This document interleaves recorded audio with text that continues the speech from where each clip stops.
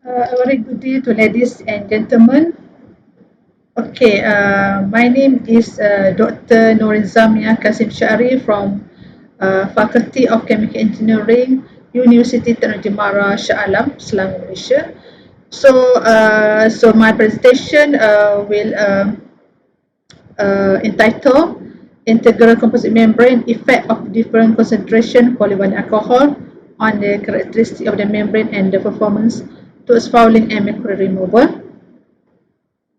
Okay, as we all know, the mercury is can be found in the water sources and the wastewater due to the rapid industrialization and urbanization, and it is very toxic and carcinogenic material, very dangerous. Can be fatal to human beings and aquatic life upon consumed. Okay, there are several methods to remove the mercury, which include filtration, adsorption, coagulation, membrane separation such as reverse osmosis and nanofiltration, ultrafiltration, and also adsorption process. But among all those methods, membrane separation is proven to be practical and environmentally friendly process, and also by tailor-made the fabrication or formulation of the membrane, we could enhance the properties of the membrane in order to enhance its ability to absorb the mercury ion. So it was through the blending of different compounds such as the hydrophilic polymer with the hydrophobic polymer by using the suitable type of solvent. So that is what is being discussed in this paper, where we fabricate a novel symmetrical membrane from the blend of polysulfone, chitosan, and polyvinyl alcohol. So chitosan was chosen due to it contains amino and hydroxy group as a suitable solvent for heavy metal ions. Okay, so the objective of this paper is to identify the effect of varying the concentration of polyvinyl alcohol in the membrane formulation on the properties of the membrane as well as its performance to remove the mercury ion. So for the formulation, we only vary the PBA concentration, whereas for the other polymer, the concentration are fixed. Okay, the methodology started with the membrane fabrication, where we have to prepare separately the PVA and the chitosan solution respectively before we add into the polysulfone solution. So we have to use suitable solvent because of we are adding the hydrophilic with the hydrophobic polymer. So there must be a suitable solvent that is miscible with each other. Okay, then it followed with the membrane casting by using a film applicator at certain thickness, and then immerse in the water for as per the coagulation medium. So this is the phase inversion method, and then membrane was being dried. Okay, so the characterization include the thermal stability analysis using the TGA.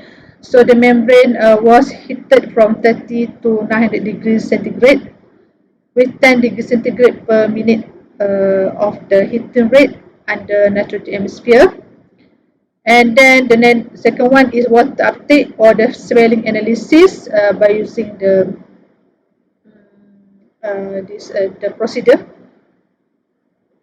the STM procedure. Okay, and for the performance testing, for the water flux, we use the deionized water as the fluid solution, and the filtration process was conducted through this experimental rig, which portray the dead end filtration mode, and the pressure is at 4 bars by using nitrogen gas. So then we measure the premium flux at 50 minutes interval time.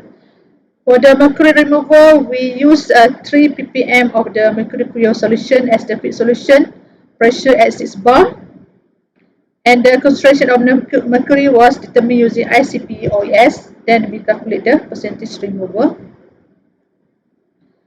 Following analysis, there are few stages involved. First, we measure the pure water flux for half an hour.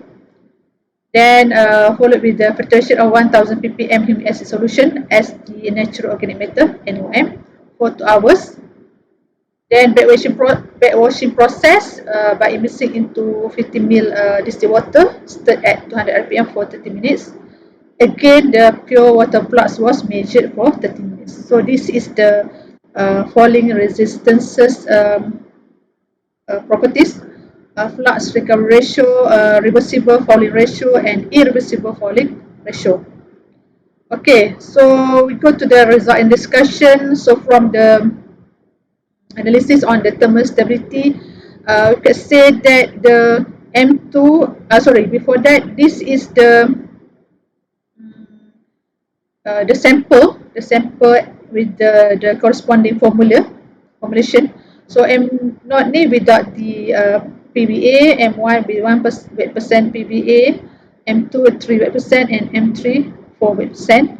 So it was observed here that the M2 and M3 with 3 and 4% PBA have a higher thermal stability, which was shown through the higher weight residue as compared to the M0 and M1. So this was due to the improved packing and hydrogen bonding between the components of the membrane. Okay, so for the water uptake, the increasing trend was observed with the increase in the concentration of the PVA polymer in the formulation. So we could say that this increment was due to the increase in the number of hydroxy group in the PVA, which reflect the higher hydrophilicity of the blended membrane. Okay, so the similar trend was also here. So actually, it measures the same property. So M2 and M3 have better water permeability as compared to the M0 and M1. So also the PVA's hydrophilic nature give rise to the higher porosity of the both blend membrane, which enhance the permeation of water to the membrane. Okay, for the removal of mercury, so we observe through these two figures, where the first figure shows the percentage removal, whereas for the second figure shows the permeation flux, the PMF flux. Okay, so although the M1 with 1% of the PVA able to consistently remove 100% of the mercury throughout 60 minutes of filtration time, but when we look at this figure, it suffers with very low permeation flux, which consistent through 1 hour at 0.001 liter per meter square per hour. So it is not acceptable.